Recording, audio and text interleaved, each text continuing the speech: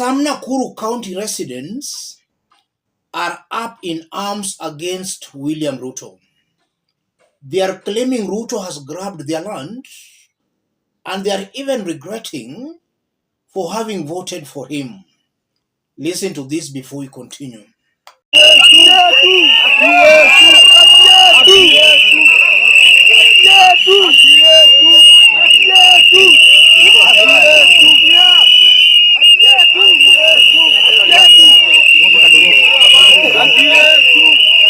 Na nataka kusema hivi, shamba yetu tumenyang'anywa, na tunanyang'anywa na jina ya kwamba ni rais amechukua shamba yetu.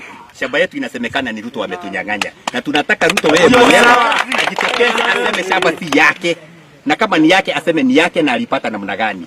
Wa GSU, maaskari wa GSU wenyewe wanatuambia wanalinda kwa sababu hao ndio huwa wanapewa kazi ya kulinda mali ya rais. Ruto amechukua shamba yetu na tunataka irudi. Manake tuko na documents na hatujamuuzia na hatujapea yeye. Wamekuja wakachukua shamba yetu. Zaidi ya hayo tumetangaziwa kafyu hapa Dabibi. Watu wenye wanaidaga ile shamba ambao ni wamiliki wao na wanaifuata tumekuwa marked. Ukiongea saa hivi kwako huwezi lala. Hao watu wote unaona hapa hawalali kwa nyumba. Wote wanalala nje. Na kwa sababu tumewekewa kafyu na haijakuwa registered, Dabibi yote imekuwa a state of emergency imetangazwa hapa. Hakuna mtu anatoka nje, hakuna mtu anaenda mahali. Saa hii hata tunaongea hivi askari wamejaa humu kila mahali. Na shamba ni yetu na hatutaiacha. Sasa tumesema Ruto mwenyewe akuje atuambie ni yake namna gani. Na wenye wanachukua shamba kama si yake akataze wenye wanachukua shamba yetu kwa jina lake. Ni hayo tu. Kidogo swali ya mwisho. Nyinyi kama jamii ya Mount Kenya unadhani mna regret kuchagua Rais Ruto kwa sababu kwa sababu tunaona wakati tulikuwa na Uhuru na tulikuwa na Kibaki ile shamba bado tulikuwa ni yetu. Na wakati Ruto aliingia mambo ikabadilika na tukakuja tukaambiwa hatukufichwa, tukaambiwa na administration ya hapa DODC chief sasa shamba ni si yenyu, imeenda na wakubwa wakiongozwa na rais mwenyewe. Mtu akisema labda imerudi kama enzi ya Rais Moi, unadhani kuna ukweli? Ndio. Maybe message gani kwa rais na DP Gachagua kwa sababu yeye ndio Mount? Mimi ninasema hivi, message yangu kwa Ruto na Gachagua, deputy and president na deputy wake. Wajitokeze mkimasomaso waseme vile wanahusiana na hii shamba. Manake tunaambiwa Ruto mwenyewe ndiye ameichukua. Those are Nakuru County residents, the Kikuyu community. They are not beating about the bush. They are making it very clear in broad daylight that Ruto has grabbed their land. They are even regretting for having voted for him. The same people in 2022 were saying freedom is coming, our pangwingwi. Right now, they are crying and regretting for having voted for Ruto. A confirmation that the freedom they were talking about has not yet come. Yes, I want us to put all that into perspective for Kenyans to understand what's happening here. If you are watching us but you have not yet subscribed, subscribe, give this video a like. Let's proceed. Let me start by saying this. It's true William Ruto has become very unpopular on the mountain. We are seeing avocado farmers crying because their avocado is to be taxed. All along we've been seeing coffee and tea farmers complaining, and generally the mountain is regretting for having voted for Ruto. That's something serious, and Kenyans should not assume that the mountain is in William Ruto's pocket. Ruto has already lost a big chunk of that mountain vote. And that's true, ladies and gentlemen. And this is why sometimes if I see any opposition leader joining hands with William Ruto, I see that person as committing a political suicide. Ruto, as time goes by, he is becoming more and more unpopular amongst those who voted for him. Even in his Kalenjin backyard, we are seeing Baringo, West Pokot, Turkana. Those areas are crying out for help.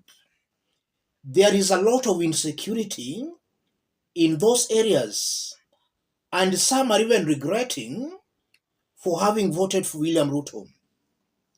As that happens, Ruto is very desperate to send our police officers to Haiti. Instead of first addressing the insecurity issues in the country, he wants to take our troops outside. A confirmation again that Ruto does not care what Kenyans are saying. He doesn't have the best interest of Kenyans at heart, and more so his people, those who voted for him. So it's very true. Ruto's popularity is waning in his backyard. Areas that supported him are crying out for help. Ruto is not helping them. So it's getting more and more unpopular. I strongly believe that the opposition should just hold together. William Ruto will be the weakest candidate if at all he will reach 2027. Any candidate who will be contesting against Ruto, I believe that candidate will beat Ruto. Ruto's only option is to hang on to the instruments of power, to hang on to the systems. He's trying to compromise every arm and institution in government. IEBC, Parliament, the judiciary, those are his only remaining hopes. But if Kenyans can decide in their majority, all those instruments of power, all those systems will not be able to beat the strong will of Kenyans. So Kenyans across board should just say enough is enough. And I'm saying that because what we are seeing in this government, we are seeing very bad things, ladies and gentlemen. Now back to those Kikuyu individuals. Before Kenyans voted in 2022, a lot was being said about Ruto. In fact, the issue of land, William Ruto was highly being mentioned on land issues. And even besides land, there were daily corruption allegations against him. All these were in the public domain. Kenyans ignored all that and never wanted to actually understand where the truth was. I believe that now the mountain are now seeing things clearly as they ought to have seen them long time ago. The truth is now coming out very clearly. They are now feeling it.